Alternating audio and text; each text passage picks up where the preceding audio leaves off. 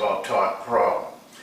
I want to start by showing you a little book that it was written some time ago, but it was written by a man who was the head of Avis.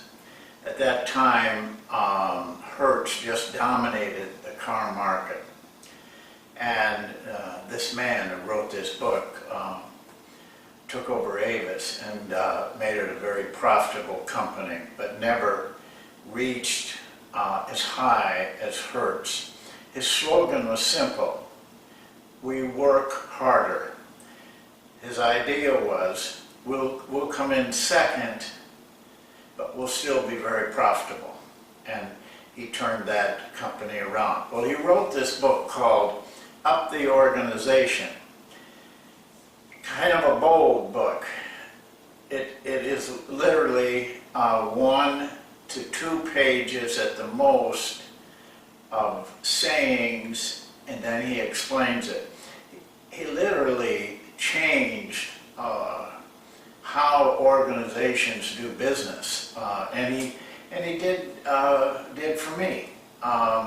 He had a lot of simple little things that were very usable to a coach. It saved him time, made him think right. There was one that has always stuck with me. I mean, I read this book 30 years ago, and but it has stuck with me, and I wanted to share it with you today, though it does sound a little gross, the statement. The statement is, don't piss in the soup. What he's talking about, though, and that he explains that very briefly, you've got to come up with some of it on your own. What he's saying is, what you were doing is expanding the volume of the soup, but making it less edible. Well, I know you've done this. Regardless of what you tell me, I know you have done what I'm going to tell you that he's talking about. You come to practice, and you're maybe haven't had time, according to you, that you could really plan to practice, and so you simply started making things up. Well, you know, we'll run that 3-on-2 drill, or we'll run that not with any plan or not with any meaning, killing time. You're expanding the volume, but with nothing of value. And I've used that all my career. I test myself with that constantly. Am I doing this just to take care of some time? Or am I doing this with a purpose? Am I doing this that will help my players? I do the same test on this on Basketball Talk Pro. I always ask myself, is this just something that I'm getting out there, or is this have a purpose? And is it worthwhile to coaches? And I think you should do that as well in your practices and your daily living. Well, I want to talk about statistics today. We did a thing on Golden State and got a lot of response on that, by the way. What we really did there was just identify by use of statistics and by proving it in that one game, a part of the game that gets overlooked.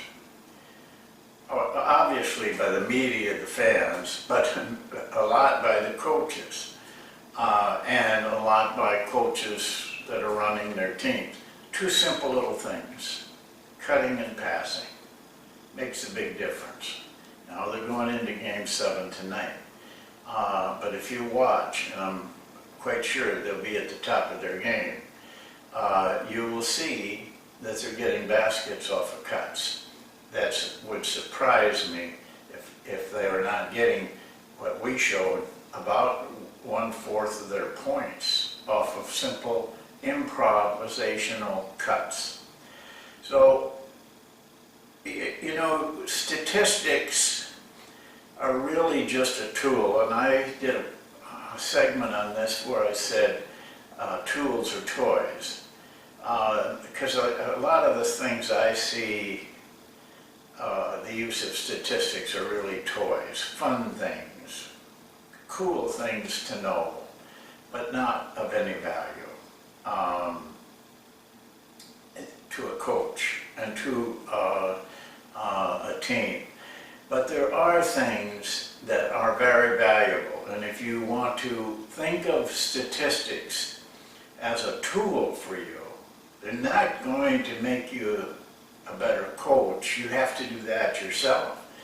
But it gives you a tool to get information that allows you to create what you want for your team, and knowing that you're basing it on factual information. I'm going to give you some examples in a minute on the chart, but I want you to know that these are just examples. These are true things, by the way, taken out of actual experience, but still there's so much more that you can expand it to. But the two things that the examples I'm going to give you are the place to start. You can build anything you want statistically off of this. You can prove anything you're doing or disprove it. You can find your weaknesses and your strengths. You can find players that you're not playing as much who should be playing more. There's just a whole world of things you can do if you want to use them correctly. The problem for you is it takes work. You have to work. You have to spend time. But the time is well spent, rather than what you're doing now, you know, watching the late night shows and things, movies and things like that. This is time well spent for your success. So let me go to the chart now and show you these two examples. First of all, let me talk about this area right here. Now this is actual numbers that when I was with an NBA team that I did. And I think it was very revealing to me what we could do. On that particular team and that particular coach, which I won't give any names, we had 6 plays. I broke down every game, 82 games, and got these particular numbers. We had 6 plays that the OER on those 6 plays was 0.93 average of those 6 plays. There was one, I think it was very close to 1, if not right at 1, and some that would drop below that. But 6 plays that averaged 0.93 points per possession, per time we ran it. But we only ran those 6 plays 25.4% of the time. Our other plays total averaged 0.58 per time it was run. But we ran those 74.6% of the time. So we were spending our time running poorer plays. This particular team, we were very close to making the playoffs, a team that had not been in it for a long time. I actually went to the coach halfway through the season and pointed this out to him. This offense was my responsibility. He was making the calls in the game, but I just pointed out to him these plays were very productive, but we weren't hardly running them. These were not very productive, and we were running them all the time. He had a lot of favorite plays. He just thought they were good regardless of whether they were good or not. This is why you use statistics. Well, had we reversed that, those numbers, and ran these plays 75% of the time, and those plays 25% of the time, here's what difference it would have made. In the 82 game schedules, we would have scored an additional 780 points. On a per game basis, it was a difference of 9.7 points we would have scored more of. Actually, it would have gotten us into the playoffs. It may have not only gotten us into the playoffs, we may have advanced in the playoffs. Instead, we were out of the playoffs, and this in itself, probably not the only reason, of course, but we could have changed this very easily. It was right there. We didn't have to even change plays. All we had to do was call the right plays. I spent a year scouting, advanced scouting, did 90-some NBA games. Every game, I just was amazed at the coaches' calls, especially when it got down into tough times. They were calling on their poorest plays, and it just seemed, luckily for some of them, the play broke down and then the players went on their own and they were still able to get points off of that possession. This is important. This is something you can do. Most coaches do not know what their plays are doing. They have no clue. And I don't know why. I mean, this is our business. We're professionals. We should be able to get this information. It's very simple. You don't need to be a statistician. You just need to sit down and record your plays, like I did with Golden State. Now here's another area. This isn't the same team, by the way, but this I took right off of their statistics sheet. Here is player A. His rating, which I have a lot of faith in my rating. It's been done very scientifically. His rating was a 14.07. For his position, it was very poor.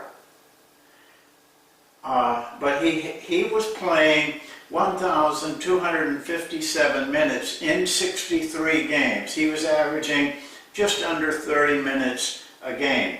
With this rating, player B had a 27.8 rating for the same position, and for that position, this is an outstanding rating. But after 63 games, he'd only played 139 minutes, a little under 5 per game. Had you reversed that, you may find a big difference in your output and your ability to win. I can't even hardly tell you how many times in my career I have found this on my own team, made corrections, and just changed the team around, catapulted them into big seasons, big playoffs. Finding that information, I don't know how many trades I have made were on their team. I found a player playing very little with this kind of stuff. Traded for him, put him in our team and played him a lot, and he turned our team around.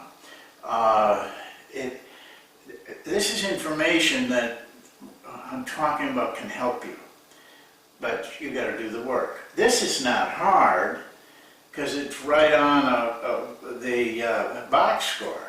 You can get it right off the box score. You don't even have to do any film work on it. This, though, you got to do film work on it. So, again, this is just examples. You can take this, once you know how to do OER and DER, which is the first lesson in the course that we give. You can do this with anything. You can pick out any part of your offense, any part of your defense, and be able to evaluate it effectively. And then you know, oh, this part of the play is not very effective. Now, that's a reason to make an adjustment. There is no other reason, unless you can show that it's not effective or it is effective. So this is, as I said, you can take this any place you want to go. And it's that simple.